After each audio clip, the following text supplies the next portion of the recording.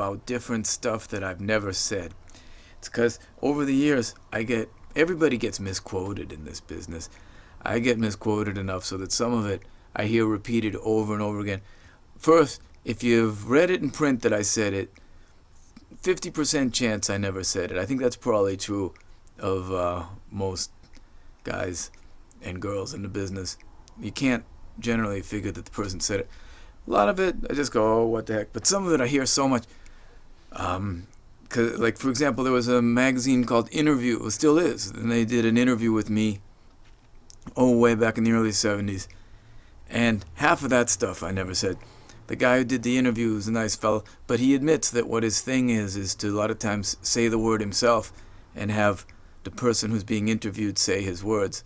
So, like, for example, a lot of the things I was supposed to have said about Iggy, I never said. Iggy Stooge, of course. And, different other things like that. And just lots of stuff. The Kansas City Pitch a few years ago published an interview with me that never happened. Some guy, wrote this article, and talking about him, he telephoned me from his home in New York. I haven't lived in New York in about over 20 years. And he had me saying things like, you people live in a box. The difference between me and you is you live in a box.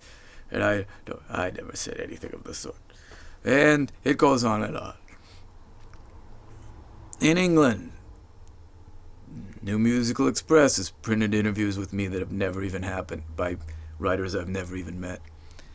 In France, like nice bunch of kids actually from this magazine, Inrecuptible, printed stuff, except they didn't bring their tape recorder, so all the stuff that it was supposed to be that I said in that magazine, they said. So anyway, there's a million of them, but I just thought I'd let all the folks know. If it sounds... Oh, this is the most important. If you ever read that I put down another band, it's not true. I never in print will say anything bad about another singer or band. There was a guy in Wisconsin who once made up something that I was supposed to have said about a band from there. It made me upset because the band believed I'd said it. So anyway, I never say anything even halfway negative about another band in print. That's probably the most important thing. And while we're on the subject of stuff which didn't happen, let's talk about records that I've never even made. About half the record, about 2/3 of the records that are out by me, I had something to do with.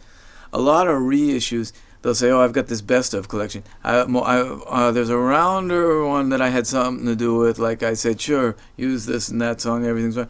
Like, there's a bunch of them on any other label other than that. I've never had anything to do with them. I wasn't consulted. I, a lot of times, didn't get paid for them. I have nothing to do with them at all.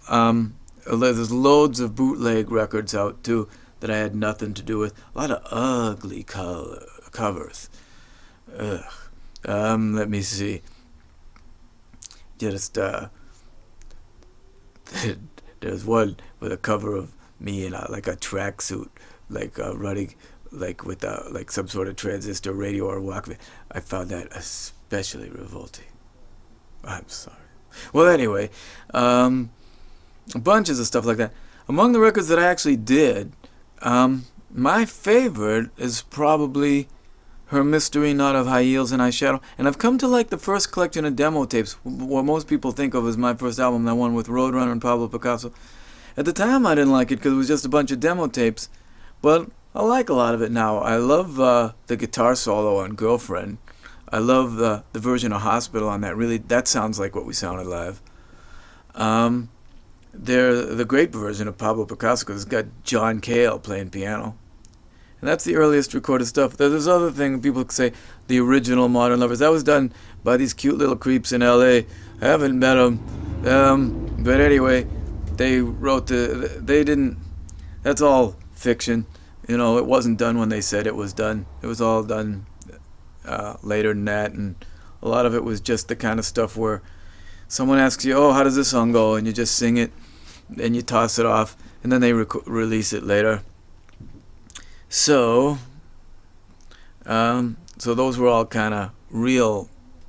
Those would be upsetting to anyone who actually heard the band live. They would actually make them upset how far away it was from what we were like. One which is like what we were like is this one that Ernie, our bass player, released a few years ago. Something like Modern Lovers Precise Order or Precise Modern Lovers Order. A bunch of live stuff in Berkeley, California in 72 and 73, I guess. And also in Cambridge the year before. That stuff is really terrible and really sounds like what we really sounded like. The great stuff, I think, is really great. And it's so embarrassing. I blush when I listen to those things. I was such a brat. Insufferable. And that's what we were really like. And that's, unfortunately, absolutely what I was really like.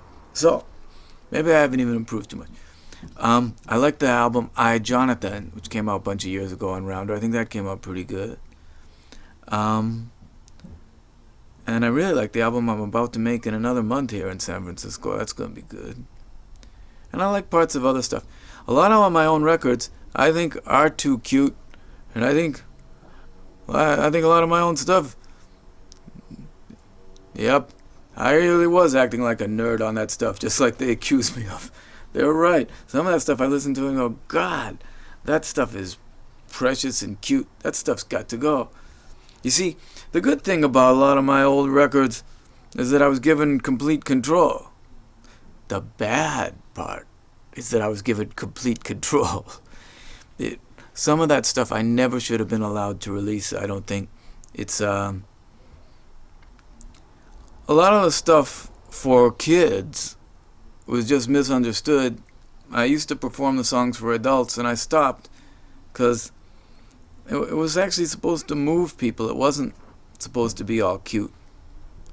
Recording a lot of times has brought out stuff, and I've only recently got comfortable at it, and I think a lot of my early stuff, I just can't listen to any of it. There's an album called Jonathan Sings, which is very hard for me to listen to any of it. A lot of other stuff. There's an album, Rock and Roll with the Modern Lovers, which was, I think, the first rock and roll album made with all acoustic instruments that I can think of. And I like a lot of that. I love the instrumentals like Egyptian Reggae and the other instrumentals on that. I think they came out real good. I was going to say one more thing. The Modern Lovers live album that was done in about 1978 was pretty good, except it didn't sound like the way we sounded then. Because it was, how could it not if it was done live? Well, they put studio mics on the stage, so you didn't get the real atmosphere. The way they put them up was sort of like the way you would mic a different kind of an act than us. So we had a lot of different, darker tones than that shows. And